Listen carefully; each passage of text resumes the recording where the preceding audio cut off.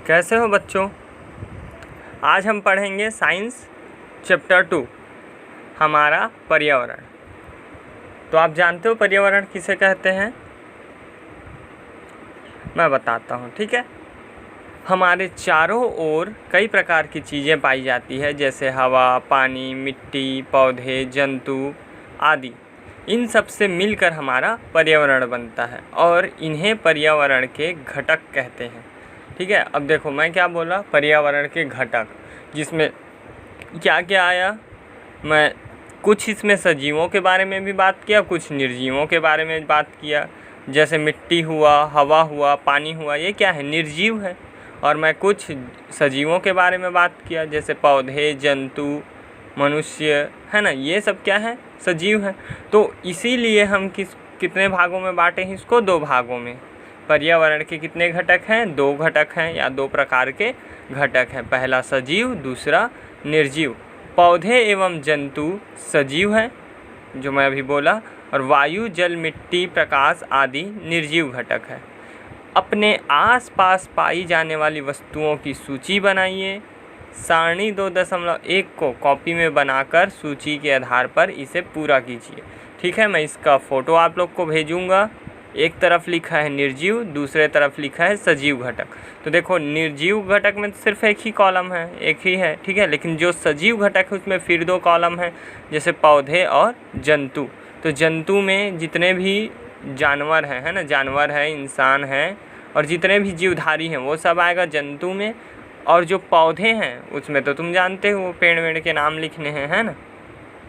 ठीक, अब आगे बढ़ते हैं। ये तुम्हारा होमवर्क है, इसको कर लेना। सजीव घटक, निर्जीव घटक 4-4 दिया है, 4-4 ही लिखना है, ठीक है। और फोटो ज़रूर भेजना। हम जानते हैं कि जीवधारी 2 प्रकार के होते हैं, पौधे और जंतु। आपने देखा होगा कि अधिकांश पौधों की पत्तियों का रंग हरा होता है। कुछ पौधों के तने भी हरे होते हैं। यह हरा रंग क्लोरोफिल नामक पदार्थ के कारण होता है। पौधे पानी और कार्बन डाइऑक्साइड द्वारा सूर्य की उपस्थिति में स्वयं भोजन बनाते हैं। इन्हें स्वपोषी कहते हैं। जंतुओं में क्लोरोफिल नहीं होता, फिर वे भोजन कैसे प्राप्त करते होंगे? सोचो। देखो जो पत्तियों रहते हैं ना, जितने भी हरे पेड़ पौधे रहते हैं जिनका पत्ता हरा कलर का होता है, वो सब के सब में क्या पाया जाता है? क्लोरोफिल नामक एक पदार्थ पाया जाता है। और उसी पदार्थ के वजह से वो पानी और कार्बन डाइऑक्साइड की उपस्थिति में क्या करता है? सूर्य का प्रकाश लेकर अपना भोजन बनाता है। यानी कि हम बोल सकते हैं एक रासायनिक क्रिया करता है। उस रासायनिक क्रिया में क्या बनता है? ग्लूकोज बनता है या स्टार्च बनता है। और उसी से उन लोग क्या करते हैं? पोषण करते हैं, यानी अपने शरीर में वृद्धि करते हैं, बढ़ता है ना। पेड़ पौधे बढ़ते हैं, फिर उसमें फूल लगता है, फल लगता है। ये सब जो है क्लोरोफिल के वजह से ही होता है। और जो अपना भोजन स्वयं बनाते हैं उसको क्या कहते हैं? स्वपोषी कहते हैं। तो अब बोलोगे क्या सर जी, हम भी तो अपना भोजन बनाते हैं, हम स्वपोषी हैं क्या? तो नहीं। क्या है? मनुष्य स्वपोषी नहीं है।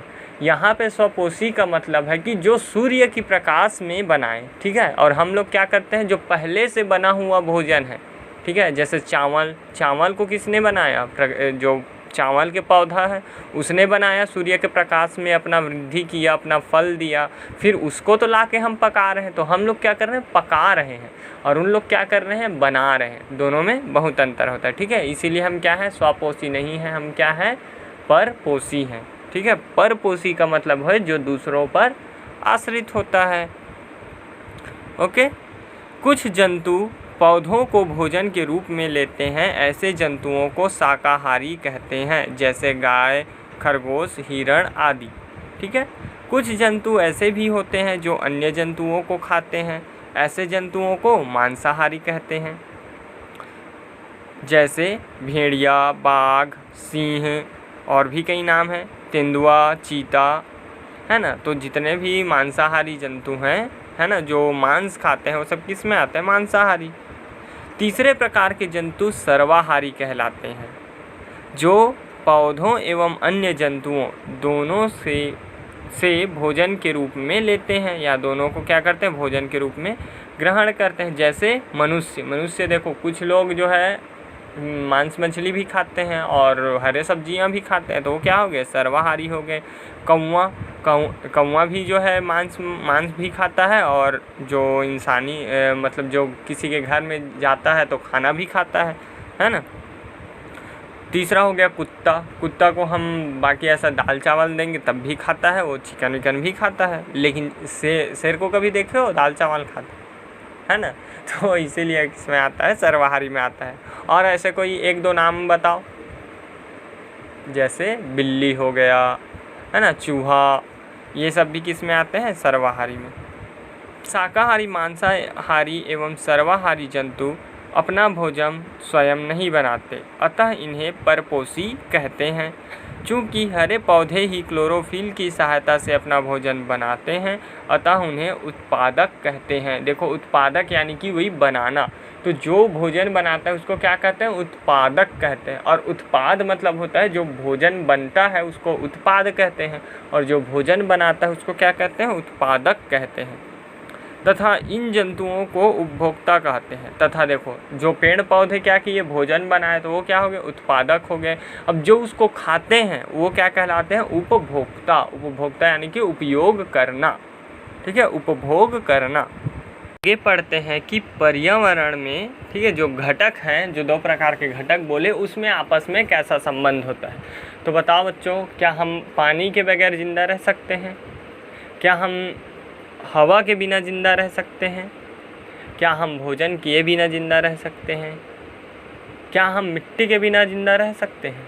नहीं, क्योंकि हवा हमें सांस लेने के लिए ज़रूरी है, पानी हमें हमारे शरीर को हाइड्रेट रखने के लिए ज़रूरी है, मिट्टी उस पर चलना है, उस पर जितनी भी जैविक क्रियाएं हैं वो करनी है, मिट्टी से ही हमको अनाज मिलेगा।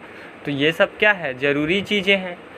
तो कहीं ना कहीं ये एक दूसरे से क्या रहते हैं, रिलेटेड रहते हैं, जुड़े हुए रहते हैं, ठीक है।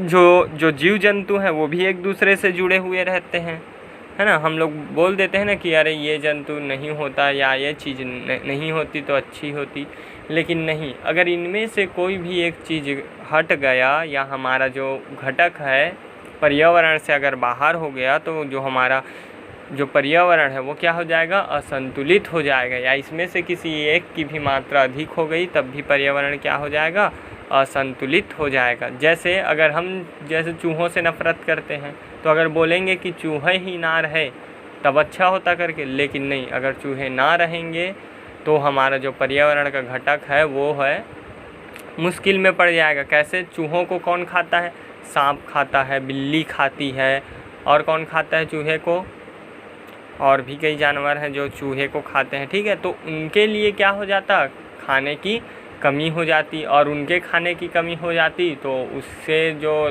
दूसरे जानवर भोजन प्राप्त करते हैं वो नहीं पाते, ठीक है। जैसे सांप, चूहा क्या खाया, अनाज खाया, या जो छोटे मोटे कीड़े मकोड़े हैं उसको खाया, ठीक है। तो हम लेते हैं कीड़े मकोड़े किसको खाए, घास की पत्तियों को, और चूहा फिर उसको खाया, छोटा छोटा कीड़ा आता है उसको। अब चूहे को फिर कौन खा लिया, सांप खा लिया। अब सांप को कौन खा लिया, मोर या बाज खा लिया, ठीक है। तो इस तरह से क्या हो गया, किसी न किसी को कोई ना कोई खा रहा है। तो जब यही चीज़ होता है कि एक दूसरे को कोई खाता है, ठीक है, तब फिर उसी को हम क्या कहते हैं, खाद्य श्रृंखला यानी कि होता है एक प्रकार का चैन सीरीज, ठीक है, जो एक के बाद एक आता है, तो उसी को क्या कहते हैं, खाद्य श्रृंखला। कौन किसे खाता है तो मैं बताया, ठीक है। अगर हम तालाब की बात करें तो जो काई रहती है उसको कौन खाता है, छोटे मछली कौन खाते हैं, बड़े मछली, और बड़े मछली कौन खा जाता है, मगरमच्छ, या फिर उसको इंसान खा जाता है। तो इस तरह से भी क्या हुआ, जब हम देखते हैं कि कोई ना कोई जीवधारी किसी दूसरे के द्वारा खाया जा रहा है, तब फिर उसी को क्या कहा जाता है, खाद्य श्रृंखला कहा जाता है। ओके, यहाँ तक आई बात समझ में। बात कर लिया खाद्य श्रृंखला के बारे में, अब बात कर लेते हैं खाद्य जाल के बारे में। जैसे मैंने कहा खाद्य श्रृंखला में कि कोई एक छोटा जंतु है, उसको कोई बड़ा जंतु खाता है, उसको कोई बड़ा जंतु खाता है, और फिर उसको कोई बड़ा जंतु खाता है। इस प्रकार से क्या बनता है, खाद्य श्रृंखला बनता है। लेकिन अगर उसी जंतु को, एक ही जंतु को एक से अधिक जंतु खाए, ठीक है, और फिर उस जंतु में फिर एक से अधिक जंतु खाएं, तब फिर क्या बनता है, वो खाद्य जाल बनता है।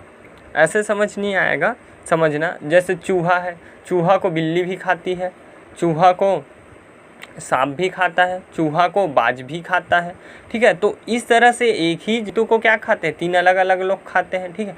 कहीं ना कहीं एक ही चीज़ को एक से जब अधिक लोग खाते हैं तब फिर वो क्या बन जाता है, एक जाल के जैसा बन जाता है, और उसको क्या कहते हैं, खाद्य जाल कहते हैं। इमेज में देखो, अच्छे से समझ में आएगा, ठीक है। तो आज के लिए बस इतना ही। ये खाद्य श्रृंखला और खाद्य जाल मुझे लगता है आप लोग समझ गए होंगे, और जो होमवर्क है उसको कर लेना। आज के लिए यहीं तक।